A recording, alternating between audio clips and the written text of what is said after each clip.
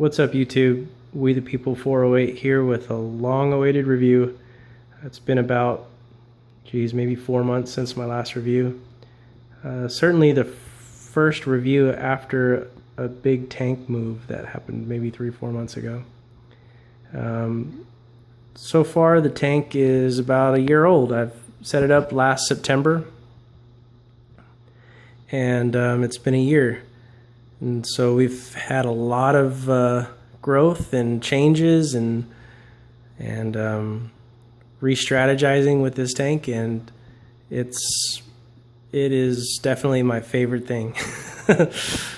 I'll go into detail here about some of the livestock I have in there and kind of inform you guys on some of the changes that's been going on and with the equipment and livestock and corals and stuff like that. But I guess the first obvious change was the upgrade in the light. I finally bit the bullet and bought the AP700, and what a change. My last videos, you can see that I had the rapid LED, which just shined right there in the middle, didn't quite have the coverage needed for this 4-foot wide tank. And this one certainly covers all 4 corners, and it's really set off a lot of growth in the tank. So I'm pretty happy that I ended up upgrading the light, even though it was an arm and a leg.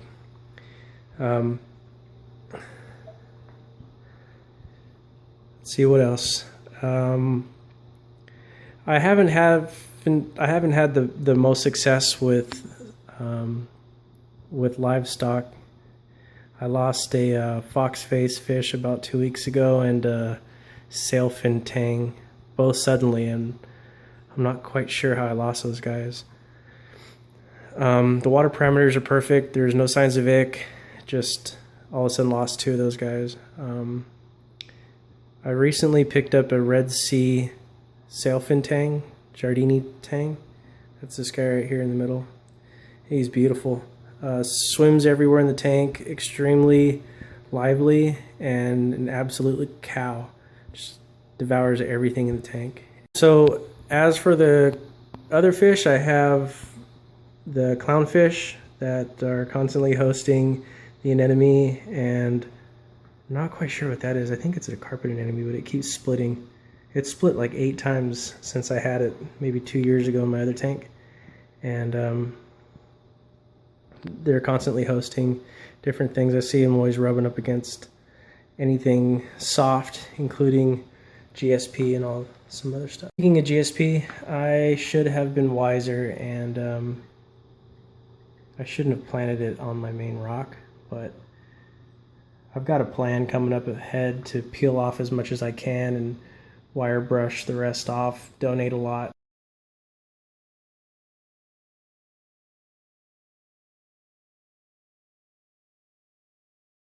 And my mushroom is splitting. So far I've given away like 4 or 5 different mushrooms, and I'm trying to grow a bunch out for other folks that are getting in the hobby. My zoanthids are doing good. They're taking off. A bunch of different colored zoanthids in here with all different funny type names that I don't care to remember, but I've got some pink ones and green ones, red ones, orange ones, and I've got some pink, green, and purple monopura, and got frog spawn and torch corals and other things in here as well. I've got a big fat lawnmower blenny that I've had since my 55-gallon hex, and he's fat. He eats everything in the tank. Acans are doing good. They're spreading like crazy. I won a single little piece of that at a raffle a few months back, and now it's split. Across the tank, got Recordia and a huge colony of zoanthids that are on a rock there that I've had for a while.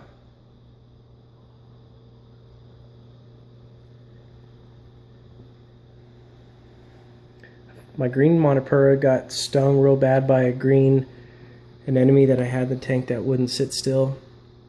It was weird. It sat still for like 6 months and then all of a sudden started going all over the tank. Decided to call this corner home here and stung the crap out of that green Monopura, and it was almost entirely all white, and then it's starting to bounce back.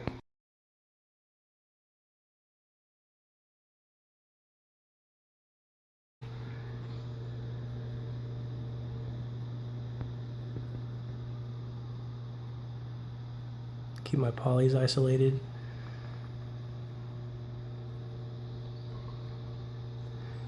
My nori. Anyways, yeah, I think the biggest thing ahead of me is to clear up some space, get rid of the GSP, clear up some space for other stuff I want to put on there. Get rid of that crap. The enemy's doing good. Everything else is pretty steady. Take a quick look underneath.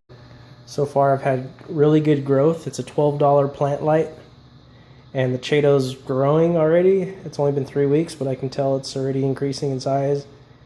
And next thing is just to hopefully get the pods growing.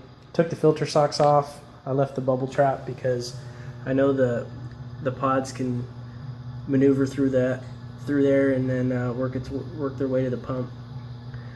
Still doing 2/3 carbon, 1/3 GFO in my single reactor. My Bubble Mag Curve 7, currently slightly wet skim, has been amazing. I really am glad that I got the Bubble Mag Curve 7 and upgraded from the Reef Sea, the Reef Octopus Space Saver. Currently running 2 Fluval 200 watt heaters. But next step is to replumb this sump, upgrade the return pump to a Vertex M1, hard plumb it to a manifold, and run dual reactors, one specifically for carbon and one specifically for GFO. I don't plan on running biopellets or a Zeobit reactor or anything like that. Just kind of happy with how it is. Still using the stock tank with the auto top off reservoir being filled from 6 or 7 gallon old salt bucket. Similar to my last videos, that hasn't changed. I fill that up 6-7 gallons. That's got a couple gallons in there. That total water volume lasts me a week. And then on this side I've got my DJ bar, delay timer, the controller for the gyre, and then that's about it. On the side of my tank I have I keep my iPad there for the light, and these drawers are just filled with all my different tank stuff, and that's about it.